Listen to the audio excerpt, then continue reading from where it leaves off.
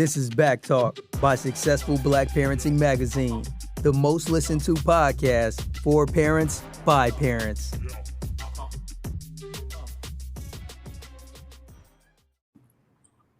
Okay, welcome everyone, and thank you for listening to Back Talk by Successful Black Parenting Magazine, the podcast talk show for parents.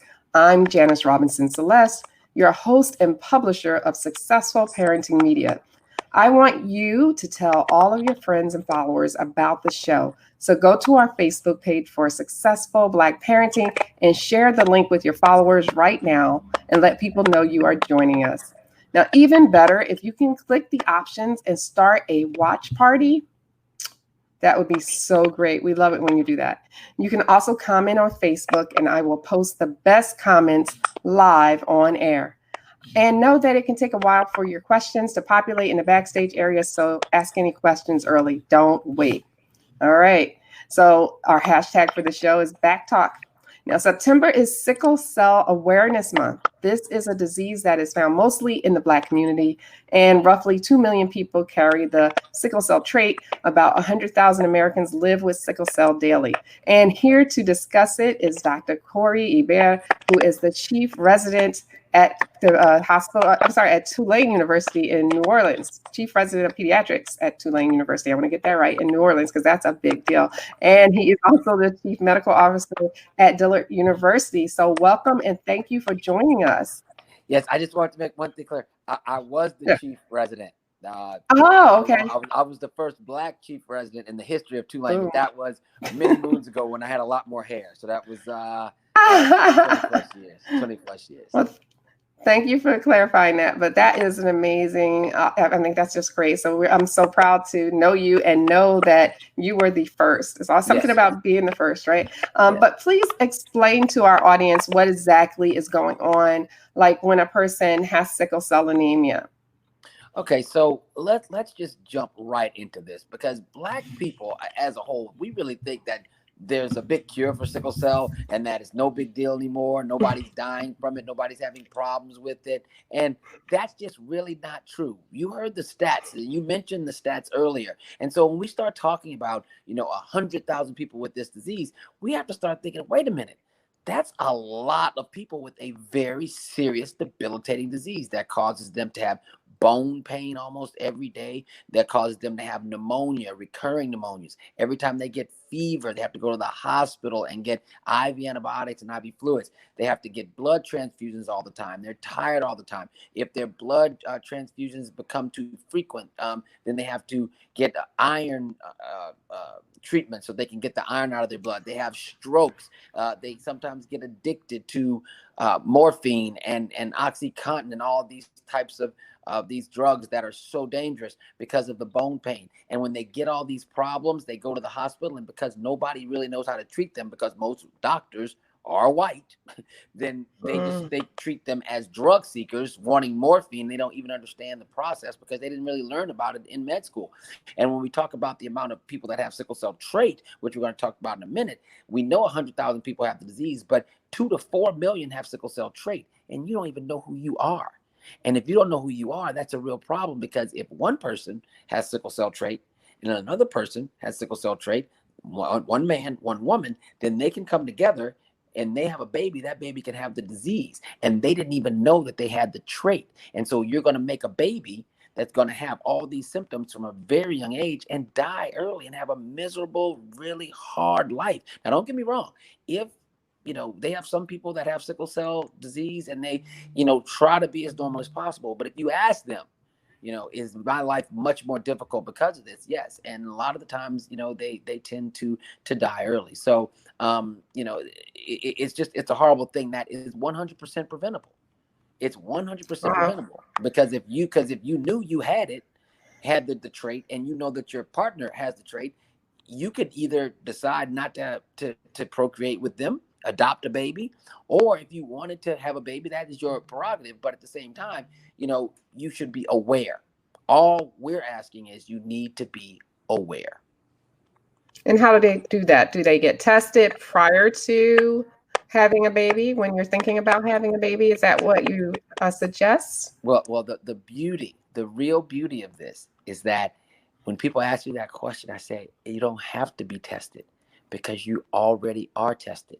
Anybody that's of childbearing age in the United States right now was tested for sickle cell trait at birth. It is a law in all 50 states that when you are born, you get what's called a newborn screen, and you're tested for thyroid problems. You're tested for sickle cell. You're tested for biotinidase deficiency. You're tested for a few things, but in all 50 states, you're tested for sickle cell trait. And so you don't have to get tested at all. All you have to do is call your state or call the hospital that you were born, and you can get the results, and you'll know. And that, see, I'm sure that just blew your mind, because it blows everybody's mind, because you got to think about it. You don't have to do anything, and we can get rid of this disease. We can get rid of it, but we have to know, and that's the issue.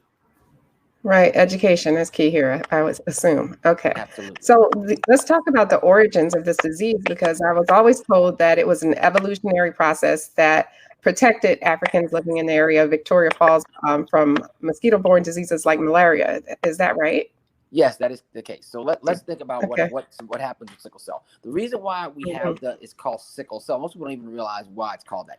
A sickle shape is like a crescent shape, like a crescent moon, right? So when you have cells that are sickle shaped, they get stuck. Our cells generally are kind of oval shaped. They kind of are made like little blow up toys that you use in the swimming pool, like a life preserver, right? And they like to be round and have a little shallow center like that, and that's how they like to float. But when you have one that's shaped like a sickle, then it gets stuck and it clogs little tiny capillaries, and then it makes it so that you don't get a lot of blood flow. Also, it makes it so that you don't have a lot of oxygen. All right, so think about this clearly. So the mosquito in Africa needs to replicate inside of a blood cell, a red blood cell, so that it can live. But it can only replicate when there's a lot of oxygen in that cell, right? So what happened evolutionarily is that when you had the person that had the sickled cells, then the mosquito would bite them, but the mosquito couldn't replicate because the oxygen in the sickle cell was not high enough. So everybody that had sickle cells didn't die of malaria. The people that had regular blood cells did die of malaria. So that means that it was a protective way for people to be able to live in the area where malaria is endemic. So when I was in medical school, I was taking a medical school class at Tulane University, and when we studied this, it was a very, very small lecture we had on these things called inborn errors of metabolism. And so they started talking about sickle cell, and it was a tall, white Norwegian professor, and he said, so sickle cell anemia is an inborn error of metabolism. And I said, well, why is it an error? It shouldn't really be called an error, because if you were in that part of Africa, then it was a protection. It wasn't an error. He said, yeah, but we're not in Africa. I said, yeah, but we were in Africa. And then he said, yeah, but, and I said, yeah, and if the books were written in Africa, then you not having sickle cell would be an error. It's all relative. And he said, yeah, the books weren't written in Africa. And I said, but oh yes, they were in Alexandria, Egypt, and y'all stole them. And that's why we have this problem today. So let's just say you have to know your history. Okay, you have to know your history. Africans were the first scientists. We were the first doctors, and it's documented in the literature, but let's not go there. The point is that sickle cell anemia was a protective thing for us in the areas of endemic malaria. And now we're in the United States, we don't have endemic malaria here. So it is not a protection anymore. It actually is a problem. Wow. One day I would like to go there and address that, but not today. I think exactly. Good information. Yes. All right. So forgive the ignorance of this question, but do the blood cells start off round and collapse into a sickle shape, or do they just produce sickle shaped cells? Okay. So basically what happens when you're born, you have different types of hemoglobin. You have hemoglobin S, and you have hemoglobin F. And F stands for fetal hemoglobin. It's a very special type of hemoglobin. And so when you have sickle cell disease, you have either hemoglobin SS or hemoglobin SC. And this is a genetic pattern that genetically manufactures your red blood cells so that they would be sickled. So the sickle cells immediately start being replicated. And when you are in very low oxygen, or your body is stressed out, or you are exposed to some type of drug, then your body can start making more of these sickle cells. But it is a genetic predisposition for your cells to be sickled. All right. Okay. So you mentioned bone pain earlier. What are some of the other types of symptoms that parents might be able to recognize if their child has sickle cell and they didn't know? I mean, they would know they would have it, I would think, if they were tested at birth. Yeah. Right. And there are a couple of things with this. I mean, Okay. yes, could somebody fall through the cracks? Has that happened in the United States? I'm sure it has. But most states, I would say all states, are very sensitive. There's really not a way for your child, for that test to be positive and you not know about it unless you are, born, say you're born in Kentucky, and then all of a sudden you just, right after you're born, you move to Alaska and you don't leave any record of where you went. So theoretically, your child would start getting very, very sick, and then they would test the blood, and then you would find out. But by and large, as soon as that blood test comes back, and then they find you. I mean, we really, really find you, because it's a life or death situation. At birth, we have to start you, let's say around the time of birth, up until around 6 months, we have to start you on medicines that will prevent infection, because there's certain types of bacteria, and these are bacteria that have capsules on them. One of them is called strep pneumococcus. If you have if you get infected with this type of bacteria, you don't do well with sickle cell anemia, and you can die. As a matter of fact, there's like overwhelming pneumococcal sepsis until proven otherwise anytime you have a fever. So that's why when you have a fever and you have sickle cell, you must go to the ER immediately and get some IV antibiotics. But we have to give you at birth medicines so that you can increase your blood flow, increase your oxygenation of your red blood cells. And those are the things that provide that, like folate and those types of things, those cofactors and vitamins. And then we have to give you antibiotics, and you have to take antibiotics every day, and you have to take medicine to make your red blood cells stronger every day, not some days, every day, for the rest of your life. Wow. It's a tough existence. And even when you take all those things, you still have major problems. If you have hemoglobin SS, that's the homozygous variant. That means that both your parents gave you the S trait, and that's a very severe anemia. If you have hemoglobin SC, that's a less severe. And then you have hemoglobin, which is the trait, in which you don't have the actual disease, but you have the trait. And we'll talk about that a little bit later. Okay. And so some of the symptoms I heard you say are fever. They can, fever would be dangerous, infections, bone pain, so, anything else they need to look for? Yes. So you could have fatigue, bone pain, multiple infections, skin lesions, headaches, neurologic pain, strokes, it's pneumonias, respiratory distress. I mean, it's like the year 2020 every year for people with sickle cell. You know what I mean? It's a hard one. And so there are some people that say, you know what? Well, I have sickle cell trait. My husband has sickle cell trait. We want to have a baby, so we're going to have the baby, and we know what's going to happen, and so we still want to bring our baby into the world. And I'm okay. I'm not the biggest fan of that. I mean, some people even say, if you have trait, we can't date. Okay, so that is out there. I think that's a bit insensitive. However, as long as you know, and you know what you're getting into, that's enough for me. Being a doctor that takes care of children, of the last 15 babies that I've had to tell their mother or father that they have sickle cell disease, none of the 15, not one of them, knew that their partner had trait, and they had the possibility of having this disease. And if you don't believe, just go out and ask any Black person, do you have trait? 80% of the time they're going to say, I don't know, or maybe, or my mama told me I did, or they're going to say something, but they do not know. They do not know. So those symptoms come up a lot. And when those symptoms come up, they are extremely debilitating. Okay. And as well as early death, Oh, yeah. All right. Are there any problems in utero with the baby who will be diagnosed later with sickle cell? Do they have any issues, or are they okay because of the mother? Generally not, because they have basically most of the mother's blood. So generally not. They're okay in utero. Wow. Okay.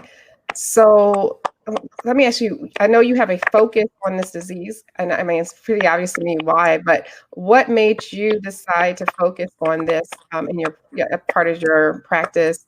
I know you said you have 15 patients. Why this as your focus? There could be any disease that you picked. Why this one? Yeah. Oh yeah, I have 100 patients. I have the last 15 didn't know. Hundreds of patients with that have this.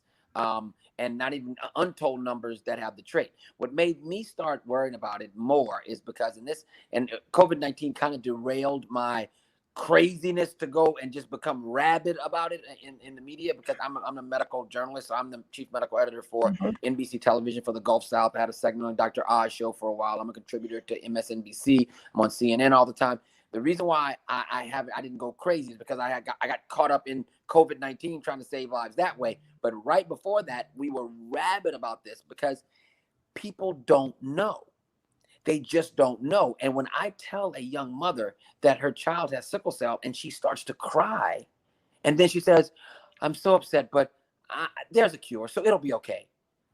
And I'm like, there's not a cure, babe. There's not a cure. And theoretically, let me be very clear here. You might say, well, I heard they had people that are being cured from sickle cell. There have been a few people that have gotten stem cell transplants, bone marrow transplants, and have been cured of sickle cell. As a matter of fact, there's a program called Be the Match that is so good that I actually work with them all the time, trying to get more Black people to be bone marrow donors for not just sickle cell, but for all types of illnesses, cancers. But the issue becomes that's very expensive. It is costly. And when you're talking about 100,000 people that have this and over $1 million, $2 million to do it, insurance doesn't pay for it. So I don't know many Black folks that have $1 million laying around, so that's not a reality for us as a people right now. So the only thing we can do is to prevent and treat. And that's just unacceptable. And we know that we could stop this immediately. And by the way, the hem-onc doctors, those hematologists, oncologists that treat these patients, a lot of them, are great. I mean, they're great doctors. But just like in every profession, whether it be a policeman, whether it be a fireman, whether it be a lawyer, there are bad apples out there. And there's some doctors that are hematologists and oncologists that don't really like to treat these patients because they don't really have anything for them. I mean, pain medicine, that's it. And then I'm having to prescribe morphine to you all the time. And then, we get in big trouble now as doctors prescribing morphine all the time. So they don't like to see them. And then most of the time, doctors are white and all these patients are Black. And so that's another issue because, the implicit bias and the social determinants of health when it comes to this. And furthermore, when you look at a disease state like cystic fibrosis, cystic fibrosis is a genetic disease. It's not similar to sickle cell, but it kind of comes out like sickle cell. Like you have a gene and then the parents have it and then it trickles down and then the baby is very sick and dies early. Just kind of like sickle cell, right? Well, if you look at the amount of money put into the research to find a cure for cystic fibrosis, it's like 40 times more than sickle cell. We've only had 2 or 3 drugs in the last 65 years to come out to even try to fight this. One of them we'll talk about is called Cyclos, and it's a hydroxyurea that actually helps with increasing the decrease in the anemia of sickle cell anemia. And it's a really great new way to be able to decrease the anemia, but they just don't have a lot of research. Doctors don't really like to take care of the patients. There's really no cure for it that is readily available. So the patient seems lost. And then what happens is that it's all, everybody's cute when, a child is 5 years old and has bone pain and everybody's like, oh, we'll take care of you. But when you're 27 years old and you're a grown man and you're like, I need morphine, and you're at the ER and a doctor's white and has never treated a sickle cell patient, you ain't getting no morphine. And then you're depressed because you're in pain. There's nothing you can do. Then they mark you as a drug seeker on your ER record.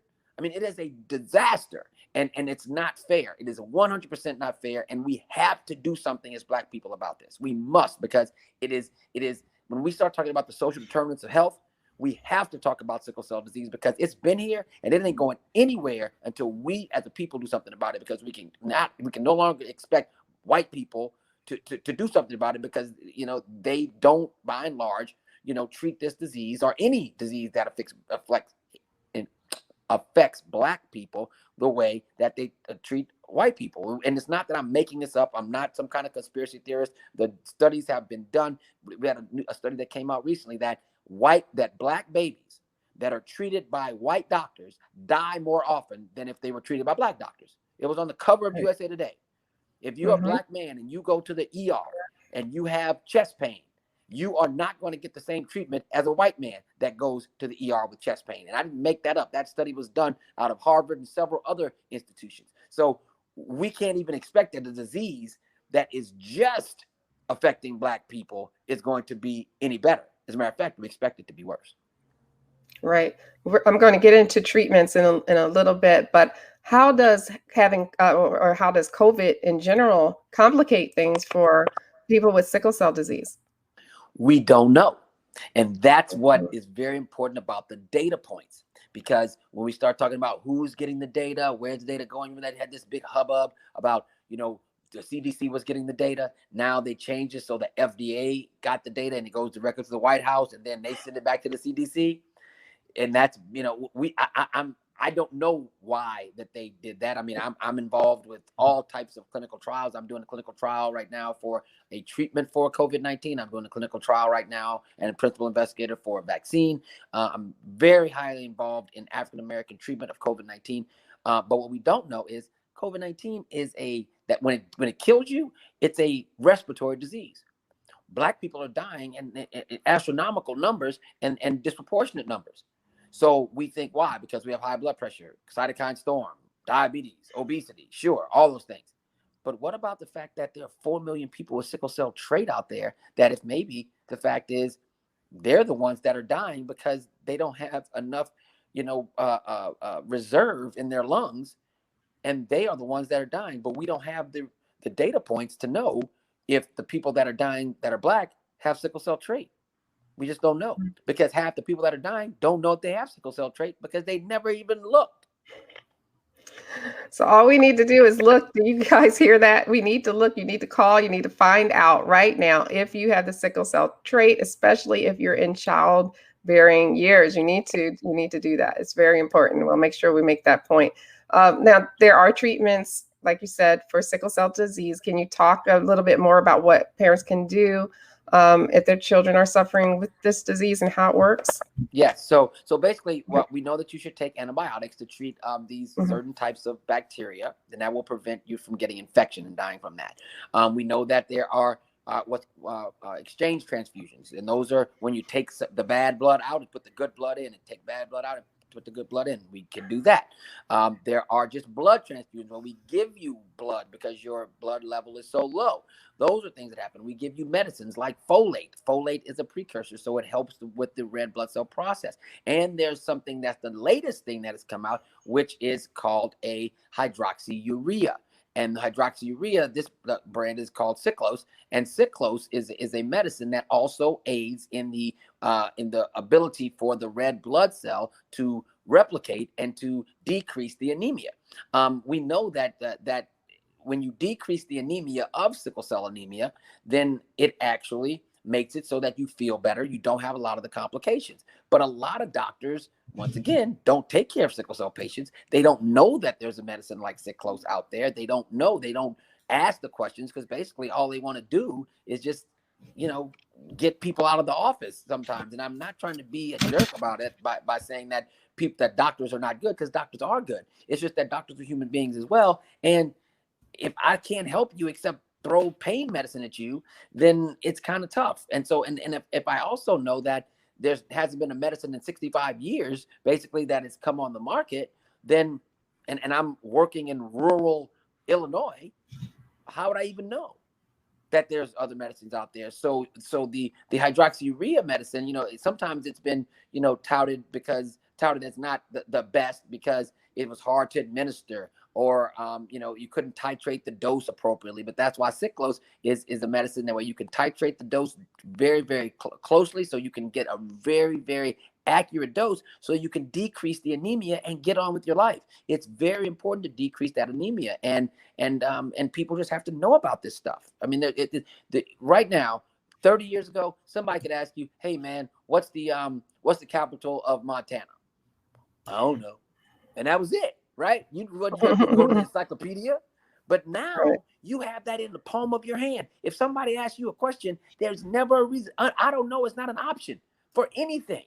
So at this point, there's not an option for someone not to know about a medicine that can treat their sickle cell, or someone who knows someone who has sickle cell. They need to know that there's a medicine out there that can make their sickle cell partner, cousin, friend, grandmother, grandfather feel a lot better. They need to know. Right. And I'm telling you, during this whole concept of COVID-19, I am in the process of fixing that, but I'm also in the process of fixing this. And when this 19 is over, you can best believe there's going to be a full court press on just this, because I am tired of it. I'm sure you can tell that I am sick of us dying from stuff that we can prevent. And we don't need anybody else, just us, to prevent it. So are there any side effects to like the hydroxyurea type medicine that parents should know about? The side effect profile for hydroxyurea, very, very, very minimal. It's nothing more than you would have with any other type of medicine in that class. There's some nausea, there's some possibility of vomiting, those types of things, headache, but nothing that is,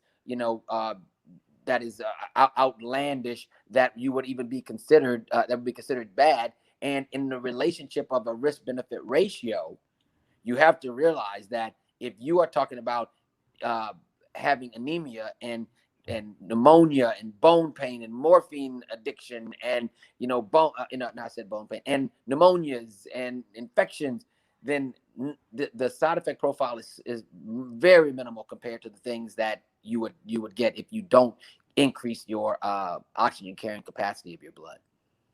Okay. And we had a audience member named Crystal Lily 39. She said her oldest son has the trait. So does that mean one of his parents, her or her, I guess, significant other who had the baby's father, had to have also the trait, correct? Yes, that is correct. Now, I want to just jump into this trait thing, because there's 4 million people out there that think that because they have trait, they don't have disease. They don't have disease, but we have found in the last 15 years, and sometimes we actually have to find out a little bit longer than that, that if you have trait, some people have trait, if you are put in certain situations that are stressful on your body, meaning hypoxic situations, meaning that if you're in an airplane, if you're in a high altitude like skiing, if you are working out and not hydrating, any of those things, you can actually go into a sickle cell crisis and die with trait.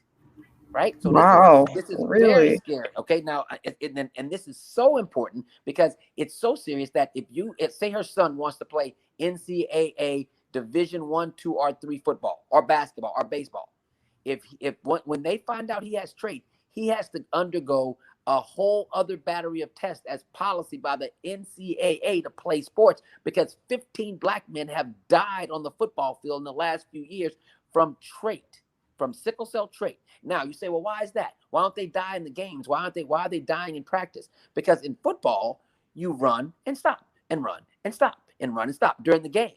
But during conditioning, you don't run and stop. You just run. And then you don't stop. You don't hydrate. You become hypoxic and you die.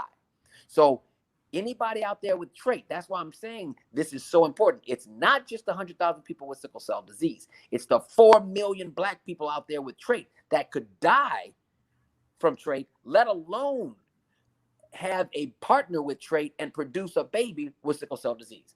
Am I serious? Is this serious enough for people out there to understand? This is an emergency that we alone can eliminate in 5 years if we wanted to. But we have to know, and knowledge is power. All right. So once again, you need to know if you have the trait. So even the trait can be deadly. I never knew that. So this is all news to me. Let me ask you, we're running out of time, but what is the most important thing besides getting to knowing if you have it or not, finding out because you were tested, as you said earlier. What is one of the most important things you want parents to know that you may have not mentioned so far? Okay, the most important thing that you need to know is be rabid about scavenging for information that comes out. We don't have a lot of new information that comes out about sickle cell. So just stay on those message boards. Don't believe in conspiracy theories, but stay on those message boards. Talk to your friends that have it. Support each other. But also recognize that things like sicklos that you may not know about, if you have never heard, if you know someone has sickle cell disease or a family member, or you have it and you've never heard of sicklos, then you need to find out and you need to ask your doctor to either be put on it or to just find out about it. Google it, something, because the hydroxyurea those medicines that are out there, they are really doing a great job of helping with this debilitating disease. So knowledge and action is what we need, not just for sickle cell disease. We need it for everything. And if you have the knowledge and you're armed with that, then you can actually do the things you need to do to make your life, your child's life, your partner's life better. But we have to do something. We can no longer rest on our laurels because we are in a fight here. We're in a fight. And right now is the most opportune time. People are looking at us now. Black Lives Matter. And when I say that, people, sometimes people just are like, well, all lives matter. Of course, all lives matter. But when we ask for matter, do you know how low matter is on a totem pole? Matter, that's all, just matter. Is that so bad? Matter? I mean, my goodness. Right. I mean, God forbid if we said Black lives are important, they'd shut the country down. Matter is all we ask for. So now that Black lives, quote unquote, matter, then that means Black health matters, which means you have to do everything that you can do, Black or white, if you're listening, to make sure that everyone gets adequate care. And we don't like to say health disparities anymore. We like to say health inequities, because disparities just mean differences. And it's not different. It's bad and good. They have it good. We have it bad. So let's not say health disparities. Let's say health inequities. Call it like it is and call it like we know it. The social determinants of health mean everything. And where you live, where you love, where you work, and where you play, if those things aren't right, then your health will never be right. Okay. And you have a series of videos which explains all of this stuff we were just talking about on, is it Medinic USA site, which is pharmaceutical. I'll put their yes. information here so you guys can go and check out his videos that are there. They're well done. I actually was watching them this week. So kudos on that. It's really, really good information. All right. So we're at the end of the show. I want to thank you, Dr. Hebert, for coming on Back Talk today and talking to us about sickle cell disease. So thank you again. Thank you. And please go and watch those videos and share them. We spend a lot of time working on them because people need to know. So please go to them and share them. And look, your lottery numbers, you know how many likes you get on Instagram, those numbers, you better know your sickle cell numbers, because I'm coming to get you. All right. We just love you. That's perfect information. Get it out there. Tell them about it. All right. But I want to thank you all too for participating and listening to Back Talk by Successful Black Parenting Magazine, the live stream and podcast talk show for parents. If you missed part of this show, no worries. You can just wait a few minutes and click the replay of this podcast. Share it with anyone who needs to hear it, and let's get the word out. I broadcast every Saturday at 11 p.m. And next week, I'll be talking with Dr. Franco about how to help your child make friends, which is very difficult now during a pandemic, right? So we're having, social issues. So that would be interesting to hear how we can do that. So be sure to visit our syndicated podcast replays also on Anchor, Spotify, iTunes, Android, and more. You can find us on Facebook, Twitter, and Instagram. Don't forget to check out our website at successfulblackparenting.com, which is full of great content to help you to thrive and not just survive as a parent. Until next time, I want to wish you all the best and much success. Take care.